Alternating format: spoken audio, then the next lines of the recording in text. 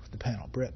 Well, it certainly goes to the question of whether anything illegal was happening here. If he thinks, and his lawyer thinks that he might make himself vulnerable to criminal charges by testifying, that certainly raises that question. Now, look, as a practical political matter, taking the Fifth has been shown to work very effectively against contemporary congressional investigations, Exhibit A being the case of Lois Lerner, who, so far as I can tell, has suffered no consequences as a result of that, nor has she been under the thumb of any apparently serious criminal investigation. But her former boss was not also running for president at the time. Yeah, that's true. I mean, look, I think it's a telling moment, and it tends, as so many things have lately, to keep this story alive. Chuck.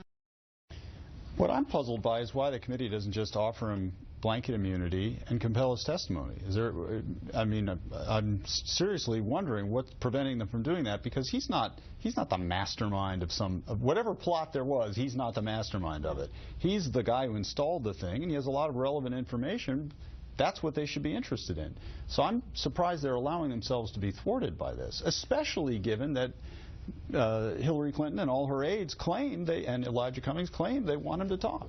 I think it's smart legal advice on the part of his lawyer, because you know, if you look back to the 90s and all the collateral damage that happened to people in the Clinton orbit during investigations dating back to the McDougalls in Whitewater, and you look at what's happened to people, not just in Clinton investigations and others, it's a quick hop, skip, and a jump from a bad memory to being indicted for impeding an investigation. Sure, but the Clinton campaign, Charles, has said and insisted that they encouraged everybody to talk to these congressional committees, including Brian Pagliano.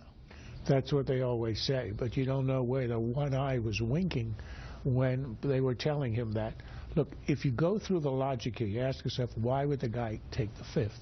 What's he afraid of? He's just an IT guy. He can hardly be prosecuted for having set up a server on behalf of a high administration official. So what's he afraid of?